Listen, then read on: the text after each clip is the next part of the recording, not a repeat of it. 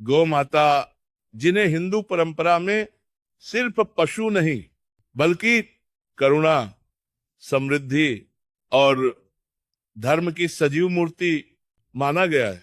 कहा जाता है कि अगर गौ माता के गले में एक विशेष वस्तु श्रद्धा और सम्मान के साथ सही विधि से बांध दी जाए तो जीवन में धन की गति ऐसी बदलने लगती है कि संभालना भी कठिन लगने लगता है। जिनके जीवन में मेहनत तो है पर फल नहीं, जिनके पास अवसर आते हैं पर टिकते नहीं, और जिनकी इच्छाएं अधूरी रह जाती हैं, उनके लिए यह परंपरा एक नई दिशा की तरह मानी जाती है। मान्यता है कि इसके बाद धन केवल बाहर से नहीं बल्कि भाग्य और सोच दोनों से आपकी ओर खींचने लगता है। लेकिन ध्यान रहे, ये केवल बांधने की बात नहीं है, ये करुणा, सम्मान और श्रद्धा से जुड़ा अभ्यास है। इसीलिए अंत तक सुनना आवश्यक है, क्योंकि ये उपाय धन से पहले धर्म और भावना से जुड़ा माना गया है।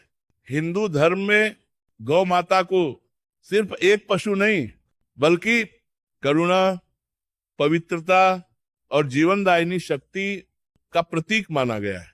गौ माता धैर्य, सेवा और त्याग की जीवित प्रतिमा मानी जाती है। उनका शांत स्वभाव मनुष्य को यह सिखाता है कि शक्ति हमेशा आक्रामकता में नहीं बल्कि संयम और करुणा में होती है। प्राचीन ग्रंथों में गौ माता को समृद्धि और धर्म से जोड़ा गया है। ये माना गया है कि जहां गौ माता की सेवा होती है वहां वातावरण अपने आप शांत और संतुलित हो जाता है। गौ माता मनुष्य को यह स्मरण कराती है कि जीवन केवल स्वयं के लिए नहीं बल्कि दूसरों के लिए भी जीने का नाम है। उनका पालन पोषण मनुष्य के भीतर दया, अनुशासन और कृतज्ञता को विकसित करता है। हिंदू परंपरा में गौ सेवा को पुण्य और शुद्धता से जोड़ा गया है। ये सेवा मन को हल्का करती है और अहंकार को धीरे धीरे शांत करती है। गौ माता धन या भौतिक लाभ का प्रत्यक्ष प्रतीक नहीं बल्कि उस मानसिक स्थिति का प्रतीक है जो मनुष्य को संतुलन, संयम और स्थिरता सिखाती है। इसी कारण गौ माता को धरती की माता कहा गया है। वे मनुष्य को ये सिखाती हैं कि सच्ची समृद्धि बाहरी संग्रह में नहीं, भीतर की शांति में होती है। गौ माता के गले में जिस वस्तु को बांधा जाता है वह कोई भारी या कड़ी चीज नहीं बल्कि हल्का पीला या लाल सूती धागा या कपड़े की पतली पट्टी मानी जाती है।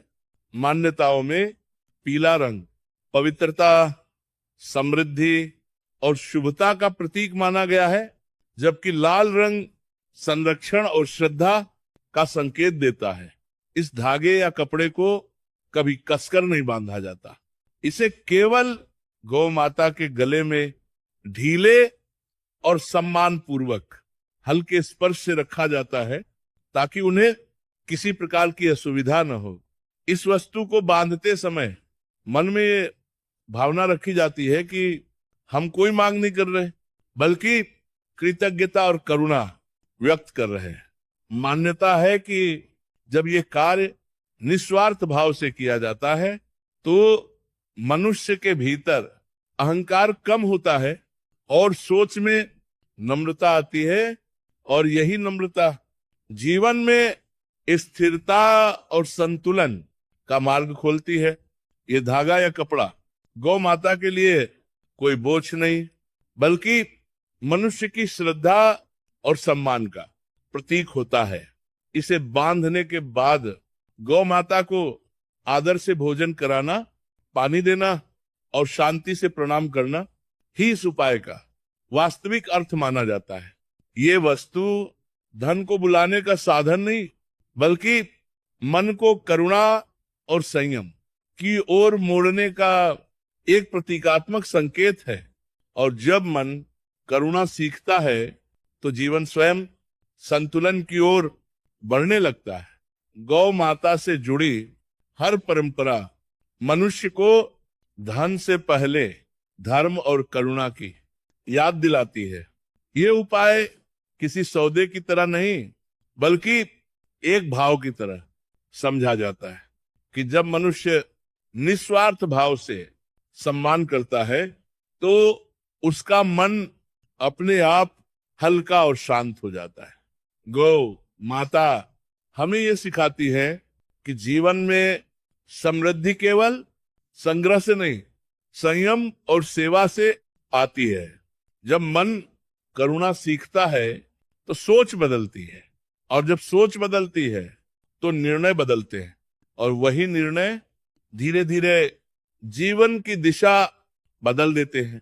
इस परंपरा का वास्तविक अर्थ धन को बुलाना नहीं, बल्कि मन को उस स्थिति में लाना है जहां वह धन और अवसर को सही रूप से समझ सके।